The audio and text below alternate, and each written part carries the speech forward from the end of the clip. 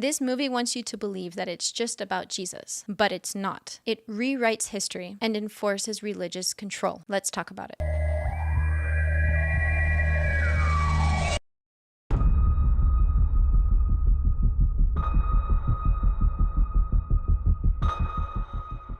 Hey everyone, and welcome back to another episode of The Common Sense Cult, where we unravel Christian thinking, criticize indoctrination, and dissect apologetics.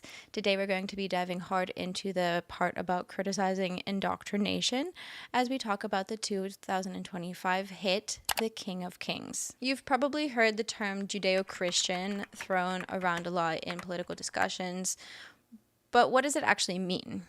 If you look closely, it's less about a shared heritage between the two religions and more about Christian dominance and how Christianity has reshaped Judaism to fit its own narrative. And the King of Kings movie is a perfect example of Christianizing Jewish history, visually, theologically, and narratively. While the movie never used the term Judeo-Christian, the whole entire thing screamed to me that it was a Christianized version of Judaism and it therefore misrepresented Judaism. So to me, this was just a visual representation of how many Christians viewed Judaism as something inconsequential and just something that gave us the Messiah, Jesus. So let's talk about it, starting with the whitewashing of Jesus.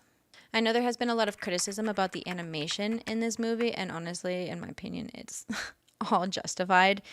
It was very distracting to see Jesus portrayed as an emaciated bobblehead figure. But at the end of the day, I know that there are different styles of animation, so I'll leave it at that. However, artistic style does not forgive visual misrepresentations of culture. Just take a look at how they represented Jesus in the movie. Now take a look at how they represented other characters like the disciples and other Jewish people.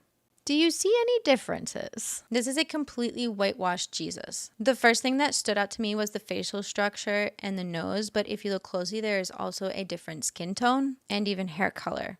In general, they gave him physical attributes and facial features that are stereotypically attractive Western features. I get that they wanted to make Jesus stand out, and they did that pretty effectively with the lighting, his slow movements, his hypnotic voice, and that's all weird, but it worked. It made Jesus stand out. But they took it to a whole nother level with the whitewashing. He looks like a freaking Renaissance painting come to life. The disciples look stereotypically Jewish. Jesus looks stereotypically white. The disciples look stereotypically unattractive, and Jesus looks stereotypically attractive for a Western audience. Not only is this a really low dig at Middle Eastern features, but it also vastly misrepresents Jesus. He was not white and he did not have Aryan features. This isn't just artistic license. It's a visual erasure of Jesus' ethnicity, which just feeds into centuries of Eurocentric, white supremacist religious imagery. He was a first-century Galilean Jew who would have had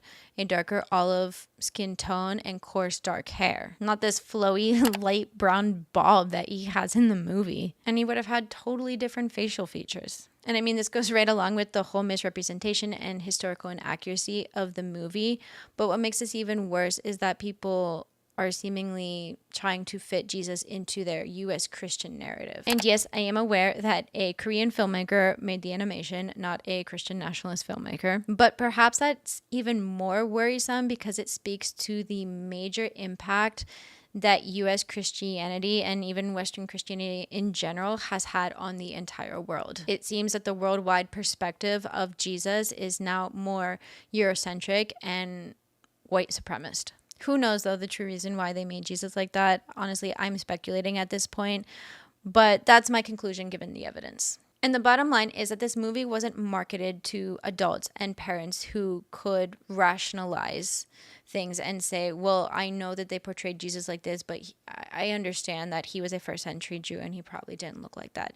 No, it's not marketed to those people. It's marketed to children, impressionable children. And this movie just helps reinforce this idea that Jesus was a pale-skinned Renaissance model. And when people internalize these things at such a young age, they can later turn into things like white supremacy. And I know this because it happened to me, and I internalized all these things as a child, and then I went out into the world and promoted it. This actually happens, and this is why movies like this concern me and honestly anger me, because it's utter bullshit. Bullshit! bullshit! And along the same thought, the movie has this tendency to separate Jesus from his Jewish culture, not just in his looks, but in his general speech, actions, and composure. And this is perhaps one of the only things that aligns with the actual book. Dickens did have very anti-Semitic beliefs. Charles Dickens.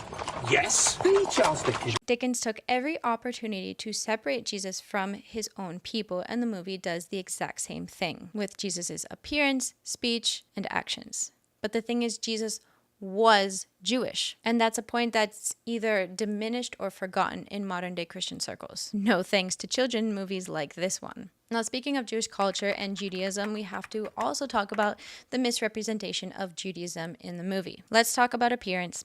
Again, I know. There are several characters throughout the movie who wear yarmulkes and payats. I'm sorry if I'm mispronouncing that, but I actually wrote down in my notes when I was watching the movie, wait, they use these in the time of Jesus? I don't think that's accurate. So I did some research, and according to the Jewish Virtual Library, both traditions started around the 2nd century, so well after Jesus' time. And even then, when they started, they were more of an optional tradition or for people who were extremely devout, and they didn't become more commonplace until medieval times, centuries after Jesus. So why does all of this matter?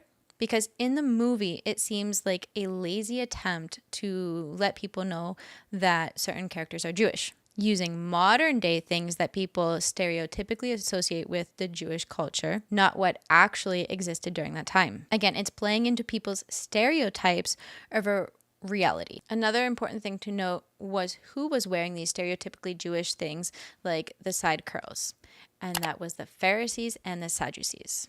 The connection here is, unfortunately, that the more Jewish looking a person is, the more evil they are. Again, this plays into a centuries-old game of blaming the Jews for Jesus' death and overlooking the fact that Jesus was, in fact, Jewish. The disciples also don't even have period acceptable hair and beards. A lot of them have shorter haircuts and neatly trimmed beards, while the more Jewish characters, or the ones being portrayed as more Jewish, aka the Pharisees and the Sadducees, have the longer beards and the longer hair. And again, this seems to be an attempt to separate Jesus and his disciple, aka the good guys, from the rest of the Jewish population. Part of me understands the simplistic clothing, the short hair, the short beards, because animating all of those details, like long locks, long beards, that takes time and money. However, they put a shit ton of details and time and money into Jesus's soft, light brown, smooth, flowing hair that was definitely not period appropriate. So instead of a concern about the budget, it seems that it is just an obvious attempt to separate Jesus and his disciples from the Jewish population. Again, it's a whitewashing of Jesus, it's a Western appropriation of Jesus, and it is rewriting history. So that's it for today. Please let me know what you thought in the comments below, and don't forget to hit that like and subscribe button to help me out and support me so I can keep making videos like this. I have so much planned for you guys in the upcoming videos, and I can't wait to share it with you all. So until then, question everything.